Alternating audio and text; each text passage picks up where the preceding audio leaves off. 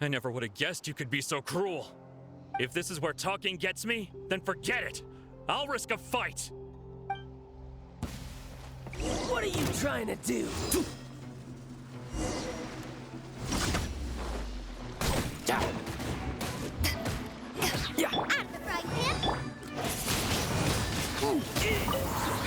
Let's dance. I'll have my revenge, eventually. No, no. Do what you want, but please, don't brand my forehead, please! He has persevered to the bitter end, and now death looms near. Yet still the gods do not bestow their favor upon him. Put down the vision and leave. I've changed my mind. No further punishment for you. Huh? What's wrong? Are you asking for more punishment? It's up to you.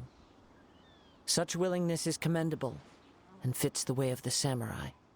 No need for that. Thank you for releasing me. You truly are generous. Huh? Paimon doesn't get it. Were you just trying to scare him? I take no pleasure in frightening others.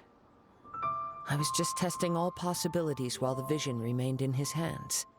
When people are forced into a corner, that is when their greatest strength will appear. I thought it may be an opportunity for him to awaken the vision. But unfortunately, nothing happened. Yes. I wanted to know whether it were possible for an extinguished vision to be reawakened. From the moment he stole the vision, I decided to use him for this experiment. I've tried many other methods in the past, though few tales tell of a masterless vision reawakening. After seeing you command multiple elements, I figured that nothing is impossible. Come, why don't you give it a try? Let's see if you can give me the answer I'm hoping for.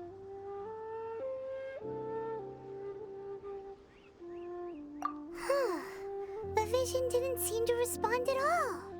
I see. So you are also unable to rekindle the vision. No matter. This was expected. I suppose this vision is still mine to take for now. Yeah, what's the story behind this vision anyway? The story begins with an old friend. He was once a good friend of mine. One day he asked me about a sword art of which he had heard, the Musono Hitotachi. I told him it can only be witnessed when divine punishment is administered. It is the pinnacle of the Raiden Shogun's skill, a symbol of ultimate power. But he replied, there must be one who can withstand it. There will always be those who dare to brave the lightning's glow. Then, the Vision Hunt decree arrived. People's aspirations were stripped away as the Raiden Shogun began to construct her ideal of eternity. While I was fleeing from place to place, I heard that my friend had challenged the Vision Hunters to a duel before the throne. A solemn yet brutal challenge. The defeated face divine punishment, while the victors gain a second chance. Perhaps he thought he of all people should make a stand. Coming face to face with the Musono Hitotachi was all that he truly desired, after all. When I arrived at Tenshukaku, the duel was over. I heard his sentence of divine punishment, his severed blade hitting the ground. Perhaps that was the glory he had yearned to witness.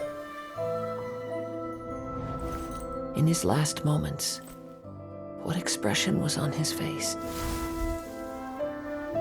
Before I knew it, I had stepped forward and snatched the dying vision and was running from the scene. All I knew was that I mustn't let his hope, which burned so brightly, become buried among the ice-cold statue of a god. Perhaps one day, I may come to find that all I have done is meaningless. But as a wandering samurai, I find meaning in traveling and the sprawling beauty of nature that lies along the way, while still retaining the warrior way in my heart. Kazuha. It's just another way of saying I do as I please. All right then, it's time we returned. Allow me to gather the wind for us once more.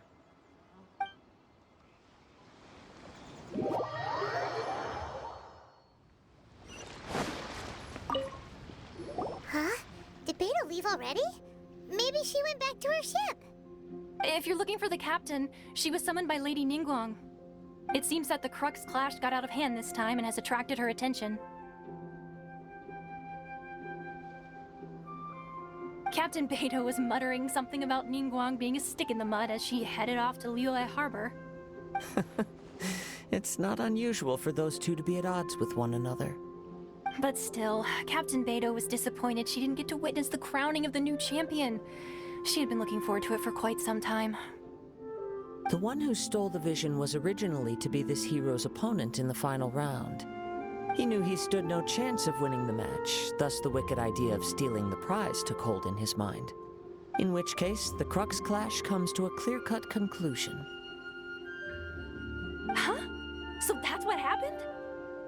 If that's the case, then the rules stipulate that he is disqualified, and our hero here is the champion.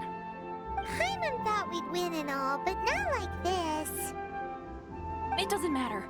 As the saying goes, honor given is honor deserved. Now, let me go prepare the champion's medal to award you. Yes, I believe so. Though Captain Beidou is no longer present here, I'll be sure she receives word of it. She is a woman of her word. But the voyage to Inazuma is a treacherous one. You will be plagued by a perpetual tempest the entire trip. In fact, the relentless rain and wind are also an embodiment of the Raiden Shogun's will to close the nation. Hold on a second. You're saying she can change the weather just with the power of her mind? Let us not forget that this is one of the 7 Archons. If Liyue's Morax could form Guyun's stone forest by casting down his stone spears, then it should come as no great surprise that the Raiden Shogun is capable of summoning an eternal tempest. Suffice it to say that if you wish to journey to Inazuma, the Alcor will need some time. You will be notified once all the preparations have been made. In the meantime, I intend to embark on a journey of my own. I will travel all across the vast lands of Liyue in the hope of finding a way to reawaken the vision. Paimon believes you'll find a way for sure. Thank you. May both our journeys prove meaningful. One final word of warning. The part of your journey that lies after the storm may well prove to be the most arduous.